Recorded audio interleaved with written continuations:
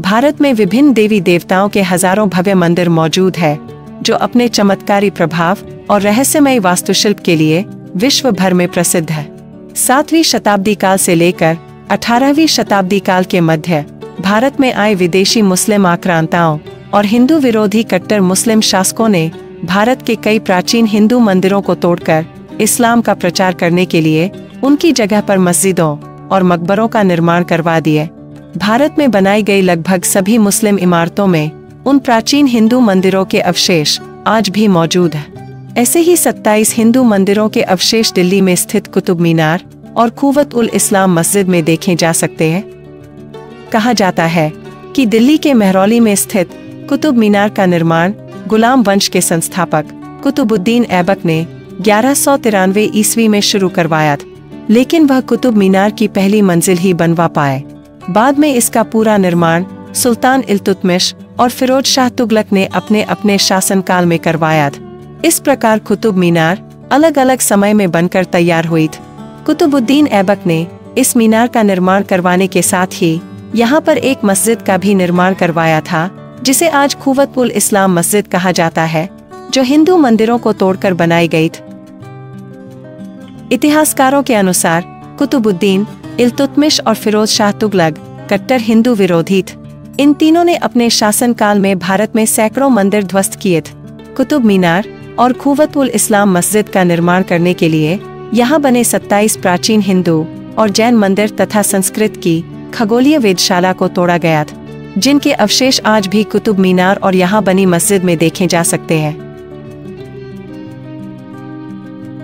कुतुब मीनार से संबंधित पर्याप्त प्रमाण उपलब्ध है, जिनसे यह सिद्ध होता है कि कुतुब मीनार पहले एक प्राचीन विष्णु स्तंभ हुआ करता था, जिसका निर्माण 5वीं से 6वीं शताब्दी काल के मध्य सम्राट विक्रमादित्य ने गणित और खगोल विद्या के आचार्य वराहमिहिर के कहने पर करवाया था।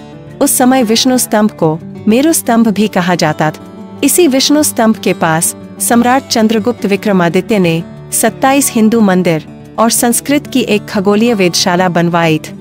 इस वेधशाला को मिहिरावली या मिहिरालय कहा जाता था, जहां पर ग्रह नक्षत्रों और आकाशीय पिंडों का अध्ययन किया जाता था। इसी कारण आज इस जगह को मेहरौली कहा जाता। प्राचीन विष्णु स्तंभ के पास ही एक प्राचीन लौह स्तंभ है, जिस पर आज तक जंग नहीं लगा। इसे चंद्र लौह स्तंभ भी कहा जाता है, क्योंकि इतिहासकारों के अनुसार इसका निर्माण सम्राट अशोक ने अपने दादा सम्राट चंद्रगुप्त मौर्य की याद में करवाया था, जबकि कई इतिहासकार इसका निर्माता गुप्त वंश के शासक सम्राट चंद्रगुप्त विक्रमादित्य को मानते हैं।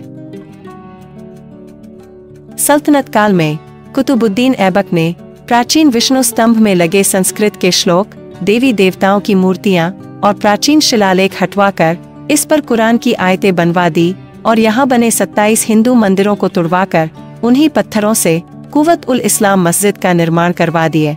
कुतुबुद्दीन ऐबक के बाद सुल्तान इल्तुतमिश, फिरोज शाह तुगलक, बलबन और मुगलों ने यहाँ के मंदिरों को खूब लूटा और उन्हें ध्वस्त कर दिए।